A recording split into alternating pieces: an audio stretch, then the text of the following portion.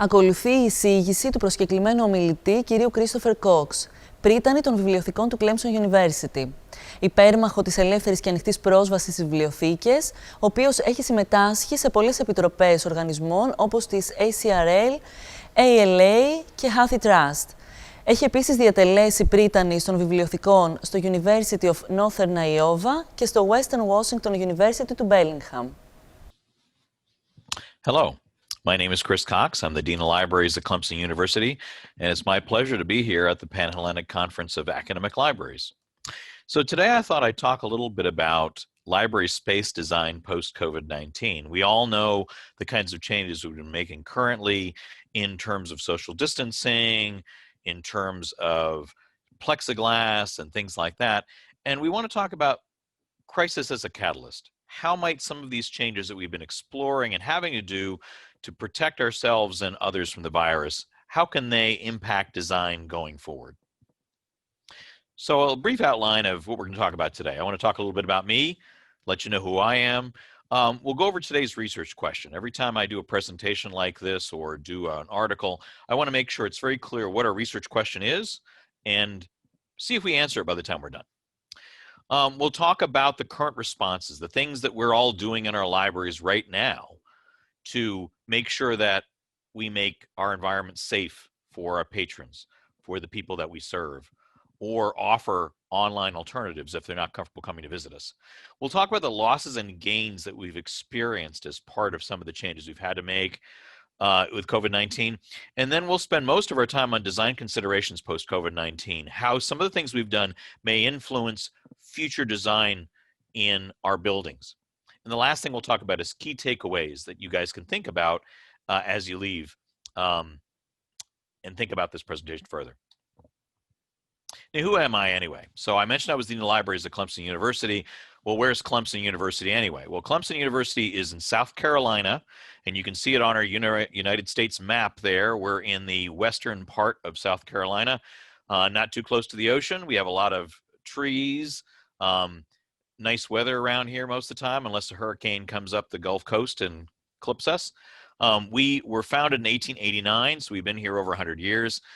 We have 26,406 students as of this year. Our enrollment actually went up, which was interesting. And so we have not experienced some of the serious financial difficulty that some universities have had, which has been a blessing. We're a public land grant research university, which means that we're publicly funded by the state. We're a land grant, which means that we're here to serve the state. And so we're an agricultural school. And we're a research university, which means that we are at the highest level of research in terms of bringing in grant dollars and providing research to support both South Carolina and the country and the world in how to do things to improve their livelihood. So I've been a librarian here. I've been a librarian in my career for 23 years. I've worked at a variety of libraries, including public and academic. I have 16 years in administration, and this is my third deanship. So I was previously dean at Western Washington University in Washington State and at the University of Northern Iowa in Iowa. Now, I'm not an architect. But what I am is someone who reads a lot and is interested in this topic. I've done a lot of space planning. I'm on my second master plan here at Clemson. I did one previously for potential renovation at the University of Northern Iowa, where we talked about a vision of what the building could be, as these buildings, just like many of yours, are older. Ours have been the two that I've been at Clemson and at University of Northern Iowa were built in the 60s. So their lifespan had ended. We're not able to offer the type of services and spaces that students expect that support the curriculum like they need. We don't have the electrical, we don't have the Wi-Fi, and we don't have the pleasant environment that students expect that's welcoming and makes them want to come and visit with their colleagues and work on projects collaboratively as well as individually for individual study and research. So what I'm presenting is a lot of stuff that I've read about and that have experienced. I also built learning commons and cafes at 2 of my institutions. I was also asked to speak to you because I wrote an article on Inside Higher Education called Change Utterly, which talked about the impacts of COVID-19 and what I predicted might be changes that would occur as a result for libraries. Urge you to take a look at that, think about that as well, and some of that will come into place, particularly in how I organize the first section, which is organized just like the article is, in terms of things that we've done to change the way we offer collections, services, spaces, and our operations. So today's research question: how will COVID-19 permanently change library design? So assumptions that I'm bringing going in, because some people may say, well, the virus will be gone and everything will go back to normal. Well, we'll be at a new normal. I can't believe everything would go back to normal. Though there are plenty of things that we'll want to keep because they were the right way to do things in the first place, perhaps. And second of all, there's a lot of things that we've tried that may end up being better, even though we did them quickly, than what we were doing previously. So the assumptions are the virus probably will never completely go away. And if it does, it may not be our only pandemic. So we may be always looking at different types of safety protocols, of trying to make sure that people feel welcome, but also feel safe in our buildings. Offering more online experiences. Patrons are going to develop preferences and expectations based on their recent experiences. They're going to expect us to do curbside pickup from now on. They're going to expect that the safety protocols we put into place to keep them healthy are going to continue on as needed. And they're also going to expect the online access or online equivalent to the services we offered in person, which in many cases we weren't offering as libraries. And as I said, the assumption is that some of the recent changes we made are positive and deserve expansion. So libraries in COVID-19, what are the current responses that we're doing? Well, for collections, many of us ended up closing our stacks for a period of time. In Clemson, around the middle of March, the governor closed down the state, asked us all to shelter in place in an effort to reduce the spread of the virus, to flatten the curve, as they say. And so we didn't have collections available. The reason we didn't at the time was because a lot of the research said that the collections could spread the virus and that wouldn't be safe for the people working in our buildings, my employees, to be able to touch and use those materials. So as a result, we didn't open our stacks until around June when we started curbside pickup. For the libraries that stayed open, browsing was limited, or if you're open now, you may not allow people to come in the stacks. So as a result, we encouraged students, faculty, and staff to request an item, to pick it up at an in-service desk, in-person desk in the building, or via curbside pickup, or maybe a 24/7 outdoor locker. You might have seen those. Some people have invested in those. So another thing we saw was increased usage of digital collections as a result of that physical collection being inaccessible, and because many people were unable to come to our physical location. So at Clemson, for example, we saw a significant increase in our electronic resource use, and we saw a 25% increase in ebook usage. One of the things that we did, which we relied on when our print collection was offline, was we're a member of HathiTrust. We were able to provide resources through them, since they've digitized a lot of out-of-copyright and copyright materials that faculty and students can use for their research. We have not seen a real reduction in our print usage, though we did when we were closed. It's kind of peaked back up again after we've been able to go to curbside and been open. We have seen a significant increase in faculty requests for streaming media, movies, music. As classes went online and access to the physical collections we usually offered were no longer available, and because they started to see the benefit of being able to have those specifically in their classes, being as part of their course management systems in the way they deliver those courses, instead of having to send students to maybe pick up a DVD and watch it at their leisure in the library or another location. For services, we offered more self-service options. You can see an example there of a self-check. We offered research consultations, instruction programs online, which in some cases we had not done. We had not done a lot of instruction here at Clemson Online. And so many of you follow the same suit, that you offered programs and things in ways that were safer, but allowed you to try out new software, be a little more innovative. Public technology was inaccessible. A lot of people took the physical computers off desks or closed or rope them off and said, you need to bring your own tech, because that way it's yours. It's got your germs on it. we can safely let you use that in our building. And so we have to see what kind of trend that becomes as we continue to talk through this presentation. And lastly, there were equity of access issues. Many of us found out that there were employees as well as students and faculty who didn't have regular internet access at home. who may not have had a device that was internet capable. And so what did they do? We also saw an interest in open education resources by faculty, where instead of a physical textbook, they looked at being able to use items, articles, online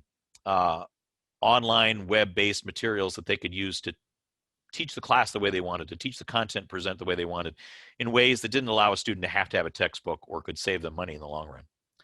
For spaces, many of us, if they were open, we reduced hours, right? We wanted to have less time for people to come in and congregate so that the virus was safe and we had more time to clean.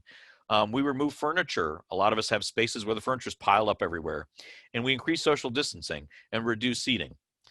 We put in ways to monitor capacity. You can see a screen there that we have at our entrance at Cooper Library at Clemson, where we use sensors as a people counter to determine how many people are in the building and tell us when we are at high capacity. That is also available through an app that Clemson has, so students can know that ahead of time before they're anywhere near the building. We added plexiglass at service desks. We added signage to show where to sit. You can see the signs there at the table there, study table in the picture, and we increased cleaning. And for operations, a lot of my employees, a lot of my faculty and staff work from home. It was a way to keep them safe. When we reopened, a lot of them had different shifts, so they might not work. They might work Tuesday and Thursday. Their colleagues work Monday, Wednesday, Friday, so they're not in the same space. Maybe they shared a space. Maybe it just reduces the amount of people that are in the building. And there was a change, of course, in that a lot of people didn't have private offices. And what do we do? Can we provide private spaces for them so they can take their mask off so they don't have to be working where other people are working all the time? So losses and gains. So we obviously lost physical collection access, or there was limited browsing, limited collection access. But the gain was that we were able to expand our digital collections. We bought more. We were able to see higher usage. The building as a community hub was a loss, but yet we were able to use technology to collaborate anytime, anywhere, and be in places we never used to be more integrated into courses that were provided online, be more available to students at different hours. We weren't able to provide in-person teaching and programs, but we were able to increase virtual participation, the ones we did. More students can participate in instruction, more students and faculty can participate in programs, and underserved could then access some of these things that they might not have been able to do because the hours we offered them, or they weren't available because of childcare or whatever else. And we reduced seating, we lost seating, but we were able to develop partnerships to increase study spaces and expand services. For example, at Clemson, we were able to work together with other buildings and other folks across campus to be able to identify study spaces. So if a student had an online class right after an in-person class, they could find a location which might not be the library to study in, where they could then reserve a seat, identify a classroom they could be in to take that class. So going back to our research question, how might these changes impact libraries and library design in the long term? So here are some considerations post-COVID. Now I have a list. I'm going to go over these individually, but here are a list of just some of the things that we might want to look at that could change in terms of the physical design of our spaces. So physical collections. What we found, because our physical collection was locked behind closed doors, is we need multiple access points. We may need to digitize some of our physical collections. We may need to buy more electronic. We may need to determine what physical collections need to be browsable and which ones can be available in different ways, maybe on an off-site storage or in a book bot. We may be providing more self-serve options. People are used to now to reserving an item and picking it up. Maybe we could have vending machines where reserves or holds could be added. You can see an example of a children's book vending machine at Northland Public Library in Minnesota. We may see collections as room dividers because people will want to have private spaces. Maybe those collection stacks are on wheels that they can move to create a room or then separate. Or you might see an example like at Hunt Library at NC State where you see these kind of swirling bookcases that end up creating a space where a group or an individual can sit. Digitization spaces. So we found with special collections in particular that we had some challenges, right? So the problem with special collections is that a lot of the stuff is in physical format. We haven't digitized it all. It's not necessary for us to digitize it all, but now all of a sudden we couldn't let people in the building. or those collections needed to be quarantined after they were used, and that was a challenge for us. So what do we do? So what we did was, in many cases, and what other libraries did, was we digitized things on the fly. We decided, well, here's a course that needs certain items, photographs, documents. We're going to digitize them and let them put them in their course or put them on reserve. So we're going to need document cameras. We're going to need to create spaces where archivists can use a document camera to immediately show a document or a series of documents to someone at a distance online. We're going to need more back of house space and individuals that are going to do more digitization, because we're going to move from digitization not just for archiving, but for access. So in many cases, maybe the item would first be seen online, and then a visit would be something that would happen afterwards. I mentioned curbside pickup.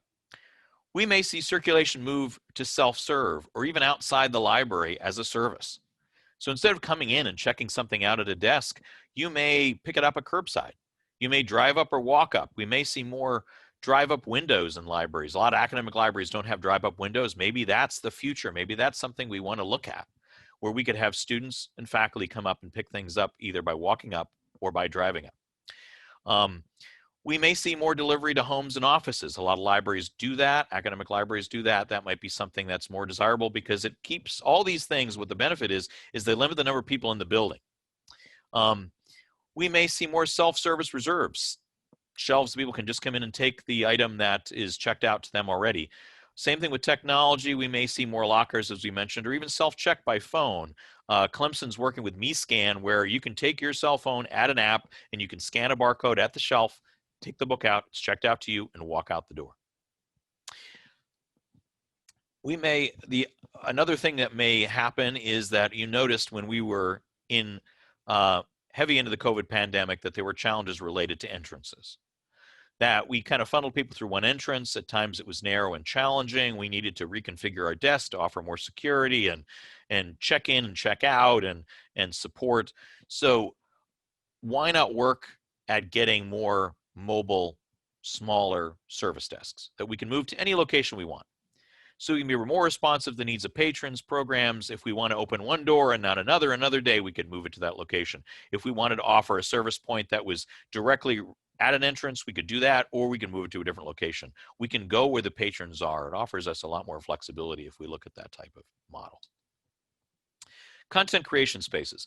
One of the things that we know that students and faculty don't have in their homes is places that they can build something, right? Where they might have a 3D printer or might be able to record a concert or a podcast or whatever else. A lot of us have equipment, but we don't have the right space. It's not soundproofed. It isn't have the right light to do a recording.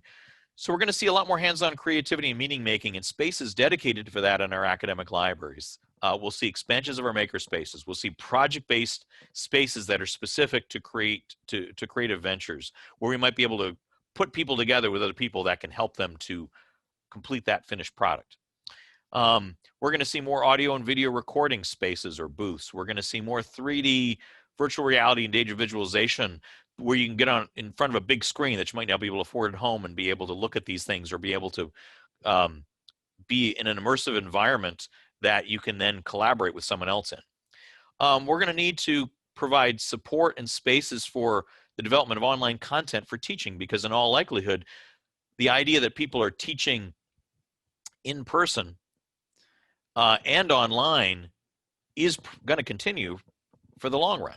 So we're going to see a mix. There'll be some courses that are online, some courses that are in person. So we're going to see a lot more of that. And as a result, faculty will need some place they can go to get assistance and where they can use the equipment they need. And there's going to be a need for a lot more tech support and training as a result as part of that.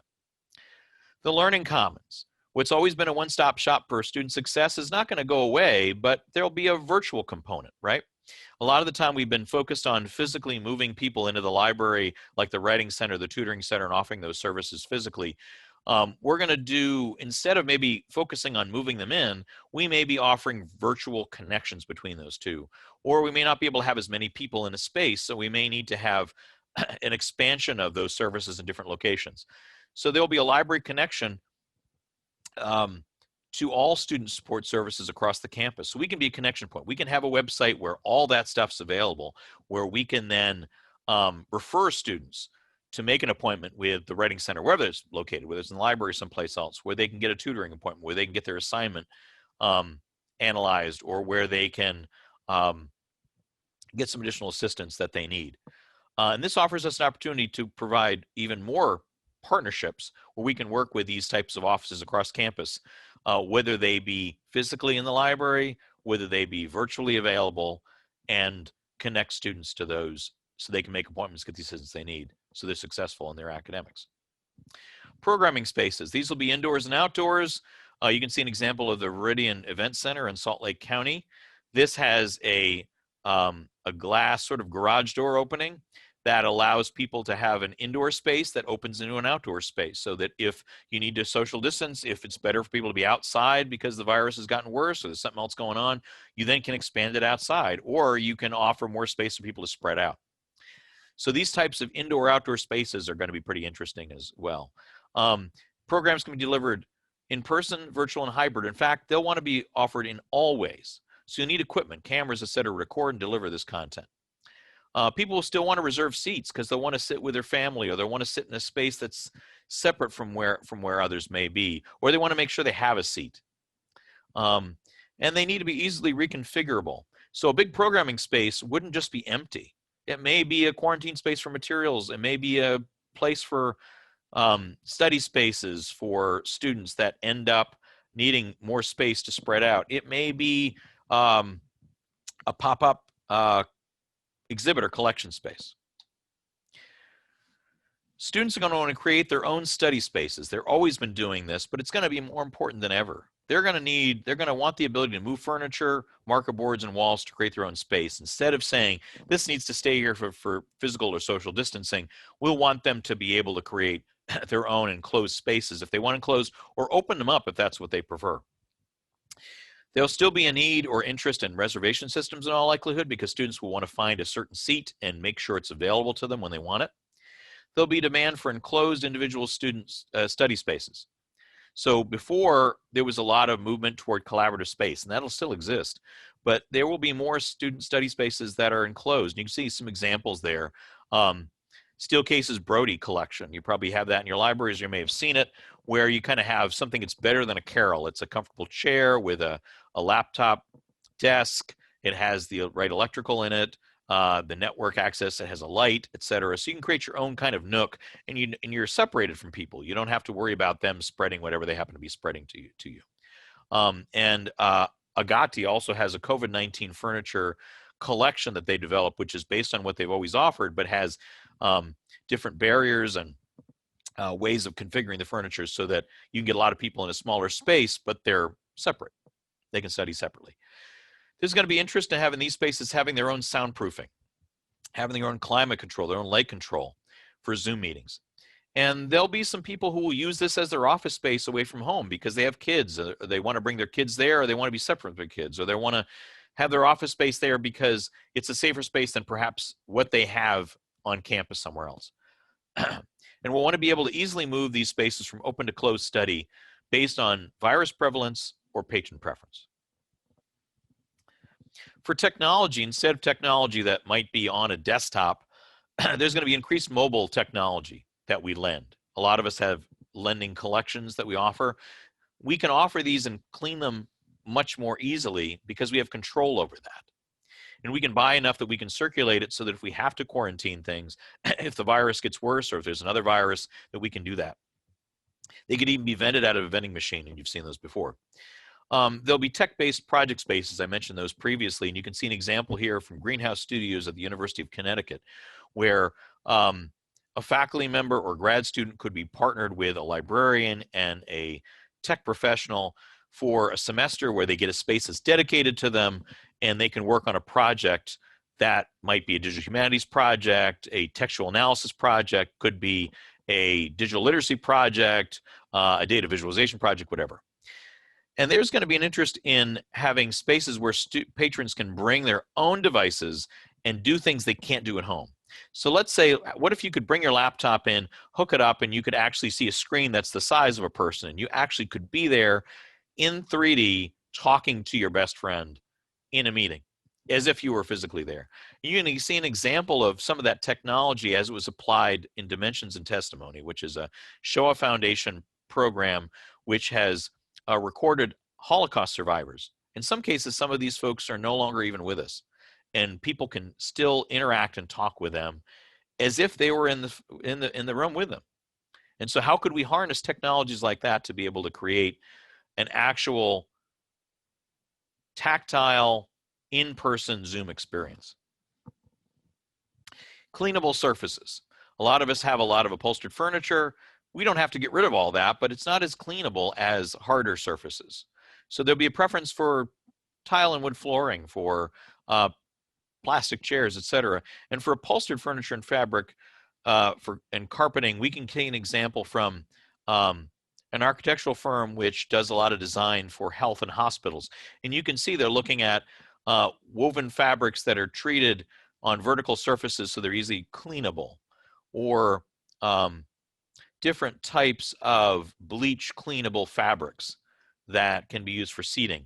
And so we're going to see new fabrics that'll come forward, which will allow us to still have fabric soft furniture, but will be maybe antimicrobial, or allow us to offer that experience. We'll have more of a touchless environment. Bathrooms are going to include touchless faucets and soap dispensers. We'll have automatic doors, as we already do, but we'll have ones that are they just open when you walk up, or a voice or phone activated elevators. You can see an example from OpenPath Smart Elevator where someone's using their cell phone to open the elevator. There'll be we've noticed the importance of being able to breathe, not only from the virus, but also in some of the experience we've had with racial injustice, with George Floyd and his expression that he couldn't breathe. We found that breathing is important, whether it's in our buildings or whether it's part of our lifeline as we exist as humans. So how do we increase the ventilation? How do we improve our outside air? How do we improve our indoor air quality? And you'll need to work with HVAC professionals to do that. And that's going to be a challenge because a study by ASHRAE, which is an organization that does standards, found that 60% of buildings did not meet designed air exchange rates in the last couple of years. So there's a lot of work to be done. You want to add windows that actually can open, or explore air cleaners or HEPA cleaners, or maybe UV cleaners. Entrances and traffic flow. Entrances are our most dangerous spot in libraries. You see an example of Golden Gate University Library where when you enter the library, there's only one way in and one way out, and it's a narrow thing. So how do we widen these? How do we make it so that we can bring more people in, invite them in without them having to kind of funnel in and then funnel back out when they get through the entrance? How do we advocate for more than one entrance? We used to be worried about collections walking away, and now more and more libraries are adding more entrances. It would be great to have those influence the traffic flow. Maybe there's one in and one out. Allow students and faculty to move through the library in different ways. You can see an example of, we're working on a Cooper Library renovation at Clemson, where you can see a patron flow diagram where you can see various entrances and various arrows which show the kind of hallways and walkways that are visual cues to traffic flow, instead of having to put those arrows down as we've had to do, or dots on the carpet. Employee spaces. Well, employee spaces are pretty challenging. There's a lot of questions about how they may change. On the one hand, you'd expect a lot of people will want individual office spaces that are enclosed and protected from their colleagues. But the other thing we've heard from a lot of employees is that they miss the collaboration. They miss the impromptu engagement that they had with their colleagues. So how can we combine those two things? If more employees work from home, can we create hot desk areas where they can share office spaces? Could these spaces be cleaned with UV light at night, so maybe everybody doesn't have to have wipes on their desks to wipe them down every night? What happens to the open concept office? Is it gone, or is it adjusted? How do we provide private and collaborative spaces that allow flexibility, whether people like one or the other? You can see that example in the Ronald Liu and Partners collaboration space, where they have spaces that are for collaboration and spaces that are dedicated to individual offices or office type space. How do we provide natural light, plants, windows that open, outdoor spaces, air? And how do we install bathrooms that maybe aren't public bathrooms as we think of them, but are more bathroom cubicles that are used by a smaller number of people, but then we share sinks?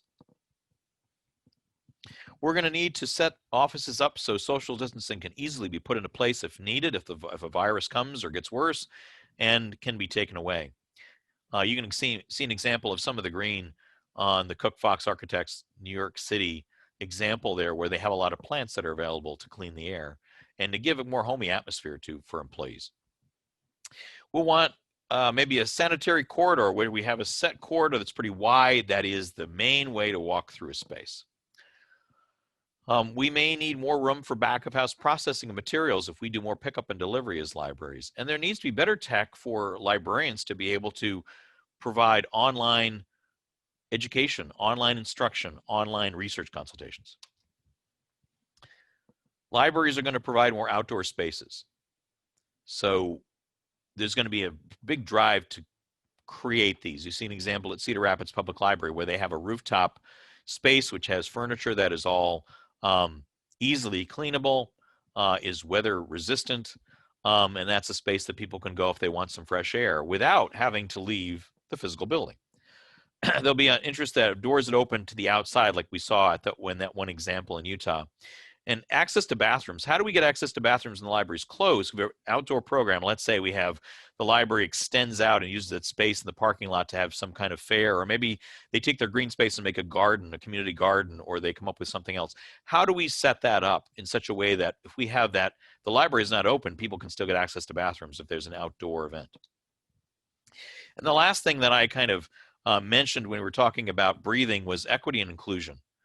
We're in the midst of a variety of pandemics, not just the coronavirus pandemic, but also a racial injustice pandemic, and a pandemic which involves the inability of people to be able to actually access information because they don't have the equipment, the essential equipment, the essential connection. So how do we expand Wi-Fi access so that anybody gets access to these materials? How do we circulate devices for people who don't have them? How do we ensure that no matter what your background, no matter who you are, that when you come in the library or experience the library online, that you see yourself in that organization, that you feel welcome, that your point of view is there and available and seen? So we want to review our collections, our spaces, our staffing for diversity and inclusion, and we want to improve ADA access in our physical spaces. So last, key takeaways. We want to make sure when we redesign our library spaces, we want to redesign them for flexibility. Things are going to change. If the pandemic's taught us anything, it's the fact that things change. One day, we're going to have all kinds of seats and lots of collaboration, and the next day, it's going to be a lot of seats that are gone, and we're going to have to work individually. We're going to need to be resilient. We need to be responsive to our communities. Are there ways that we can offer different types of services depending on what the institution, whatever the university or college needs? How do we develop these sustainably so that we can do them on an ongoing basis? Or how do we offer sustainable options so that we can do them in green ways, in clean ways? How do we offer connectivity to our users so that they can connect virtually and in person to any of the information, services, collections that we offer and programs that we offer? How do we make sure that we offer equity of access so that no matter who you are, you're not discriminated against in any way, you are welcomed? And lastly, how do we make sure that we continue to do what libraries do best, even in a pandemic, is develop community? So that it's not about the building. A lot of people were worried when the building's closed. Well, the library is closed. There's no library. If anyone has learned anything, it's that it's not about the building. It's about building community. How can we build community on our college campuses, whether we do it in person or do it virtually?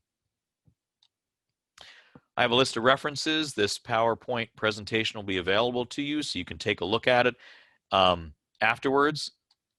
And I'd appreciate any questions you have. My contact information is there. I really appreciate you taking the time to listen to this. And as we say at Clemson, go Tigers, and have a pleasant holiday.